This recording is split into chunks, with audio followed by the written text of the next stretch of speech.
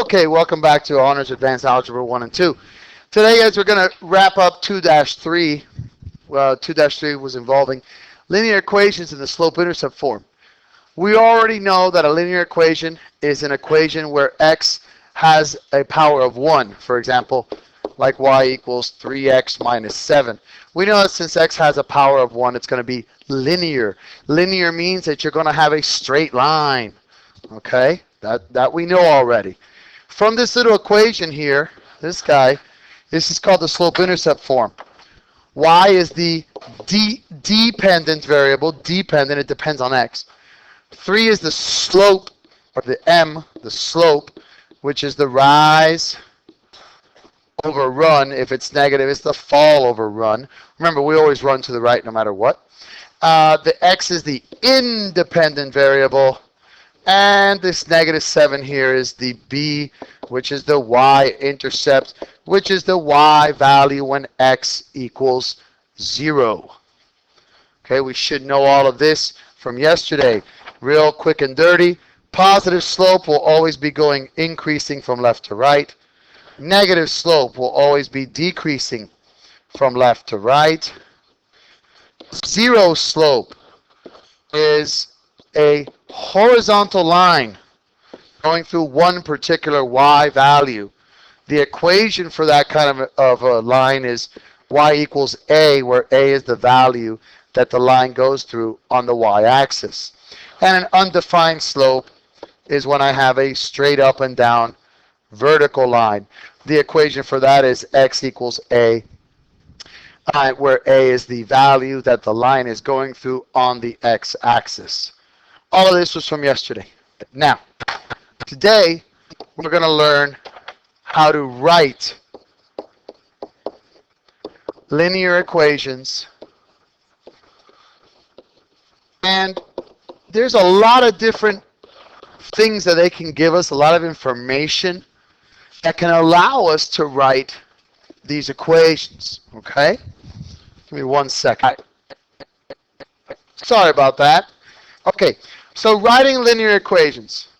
Let's start with the easiest, and then let's go to the most complex. Notice I said complex, not difficult. None of this is hard at all, I promise. First thing, you can write a linear equation if you're given, when you're given the slope, remember that is represented by m, and excuse me, you're given the y-intercept, which is the b. If you're given either, not either, if you're given both of those, it's very simple. For example, write a linear equation with the given slope of 1/5 and a y-intercept of 0, -3. Please don't let that trick you guys. All that 0, -3 is, think about it. If you look at a graph, 0, -3 just means, oh yeah, it's the point on the y-axis when x is 0. That's why they're putting this 0 there. It's the y value when x is 0. Does that make sense? Just so you can understand that. Yes. For the x, yes sir, because the y-intercept is the y value when x is 0, so I have an ordered pair. So y-intercept will be 0, y. And guess what? We're going to learn, I think, in a section or two, the x-intercept. And the x-intercept will look like this. Whatever, 5, 0. And it's the x value when y is 0. Okay? So intercept, it's a good word to remember. So anyways, I have my y-intercept and my slope. This is Mickey Mouse.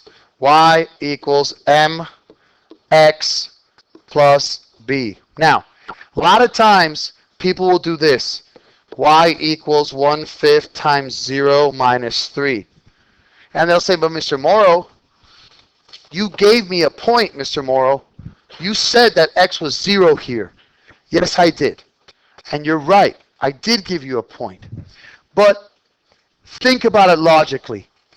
Why would this as an equation never make sense? No, there is a slope. It's 1/5. Why would this make no sense, guys? What is this? What happens when you just Choose a value for x randomly in this equation. No, you know what x is in this case. It's 0. No. Guys, isn't the x independent? If you write it in this format, aren't you locking down x to saying that x has to be 0 forever? Does that make any sense? When you have a function, you need a free independent variable, so I could plug in any value I want into the independent variable to then render my y dependent value. So do you see why people that do this, they're not paying attention? That is not an equation at all. That is how you solve for the y-intercept, by making x 0. But you can never say that that's the function, because you've limited yourself to saying that x can only be 0 forever. And is that possible with an independent variable? No. Again, think about independent, guys. When you go to McDonald's, can you buy 1 burger? Can you buy 10 burgers? If you had the money, could you buy 1,000,000? Yes. Could you go in and change your mind and buy 0? Yes.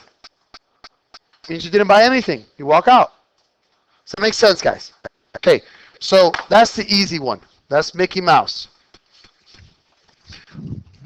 Number 2, second way, second things that they can give you, gentlemen. Okay? When you are given 2 ordered pairs. Okay? 2 ordered pairs. For example, they'll tell you something like, find the equation of the line which passes excuse me, through, I'm just going to make these numbers up, so this may come out really ugly. I apologize ahead of time. 3, 5, and I don't know, 7, 2. All right. That's all they're going to give you. No worries. We got this. Step 1. Find slope. Guys, I suggest strongly you label, you help yourself out. x1, y1, x2, y2. I don't care which one you call x1, y1, but remember, you cannot mix and match. Okay, you cannot go, oh, that's x1, but I'm going to call that y2. No, you cannot do that. Does that make sense? Okay, so y2 minus y1 over x2 minus x1, and this is going to be very ugly, I'm sorry. So no, not too bad. Negative 3/4 equals my slope. Is everyone with me so far? You promise, guys? Okay. Now, step 2. This is where it gets very easy, but people just don't want to pay attention. So please pay attention. So step 2. Okay. Plug in x1, y1, and the slope m into y equals mx plus b, and solve for the y-intercept b. Write that down before I actually do it, please. Write that down before I actually do it, please.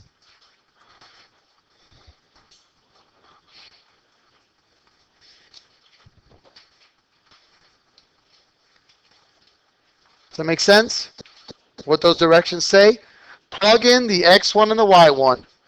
Just so you know, could you plug in x2 and y2 instead of x1 and y1? Yes. Okay, good. So plug in either given point. How about that? plug in either given point and the m into y equals mx plus b and solve for the b. So what is this crazy man talking about? This is what I'm talking about. I'm going to go ahead and show you how to do it right here. So y equals mx plus b. Let's see what we were given. I'm going to use the x1, y1, okay? So y is 5. My slope is negative 3/4. I'm just evaluating. Remember this skill evaluating? Remember how I told you it's going to haunt you for the rest of the year? These are the things that you got to know. My x value is 3 plus b. Does everyone see what I just did there? How I got each of those values? I'm not going to go forward at all until you all give me your word that that makes sense, you understand it, and you can replicate this on your own. Thank you, sir. How did I get the 5? Right here, my man. x1, y1. The y1 is 5, is it not? 5. M is my slope. X is my x, which is 3. Thank you for your honesty. Sir.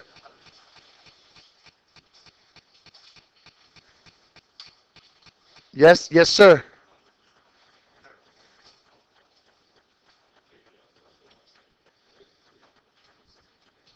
Okay, thank you, sir. Yes, sir.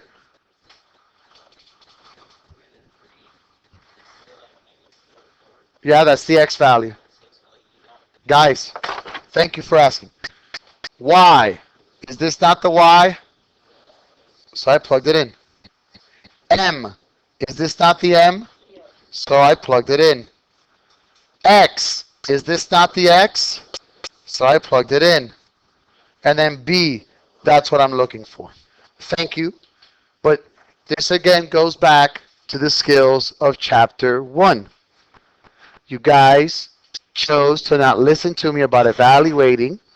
And now look what's happening. Now you're asking me questions like, where did you get the 5 and the 3? It's because of evaluating. So thank you for your honesty, but this is why we got to always focus. Yes, sir.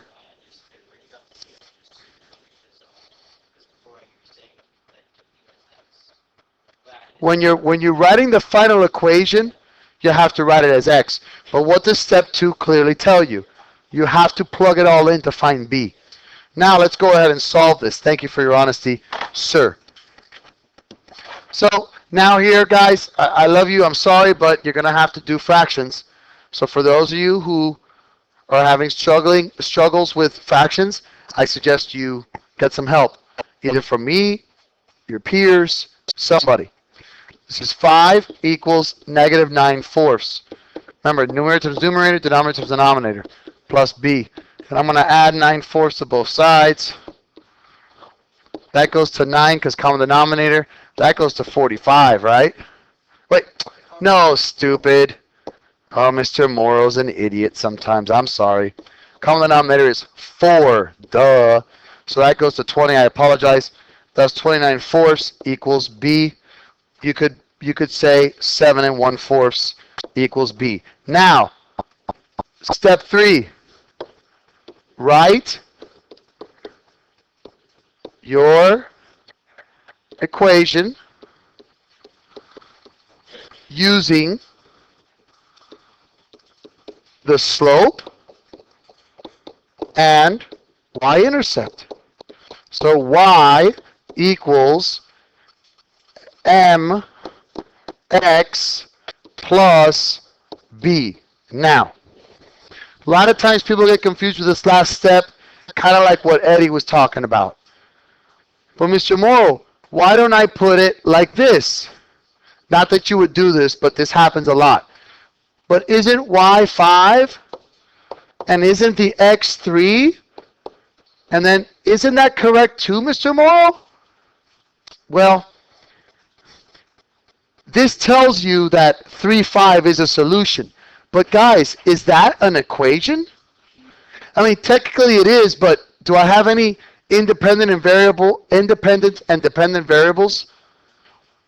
That's why you can never do that. Does that make sense, guys? You sure? That's a common trap, okay?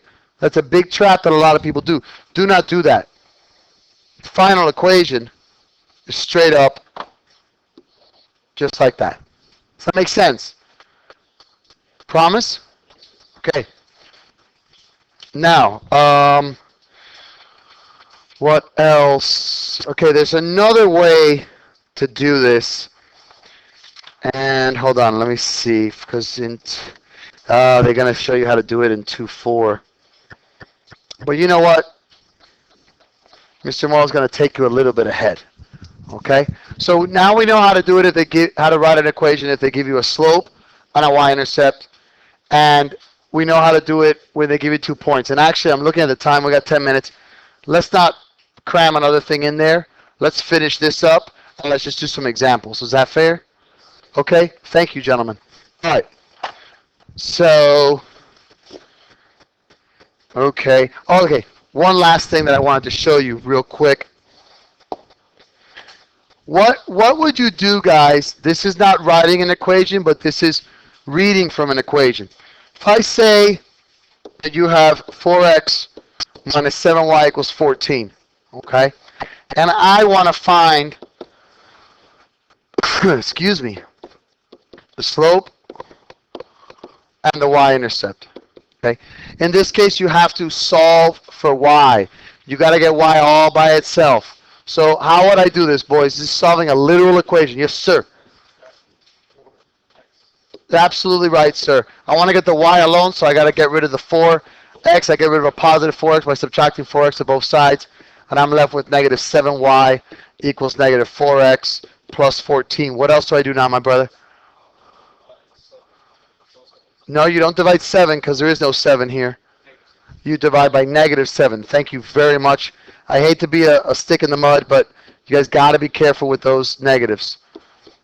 And that's minus 2. Remember, this distributes to this and to that. Fantastic job, son. Now, what is the slope, my brother?